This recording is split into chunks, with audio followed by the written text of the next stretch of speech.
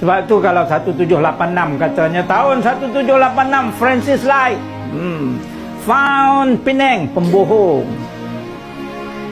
Dia pula found Penang. Sebelum tu Penang hilang ke mana? Tiba-tiba ada jumpa Pulau Pinang. Sebab sebelum dia sampai sudah ada orang Aceh duduk di situ, perkampungan nelayan. Dan excavation menjumpai bahawa kubur Datuk Keramat di pulau itu jauh sebelum abad ke-16. Maknanya sebelum British datang sudah ada penempatan. Biasanya orang Aceh. Sebab daripada Aceh sana dia mari kan, ini selat aja. Dia singgah, ada yang duduk situ, ada yang mari ke seberang lagi ke kawasan Iyan di Kedah. Sebab tu kalau pergi ke Iyan itu ada kampung Aceh. Saya pergi ke Aceh, ada kampung Kedah. Dia ada MOU, tukar suka sama suka.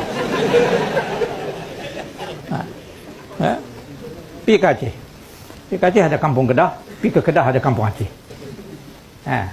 Dia tu.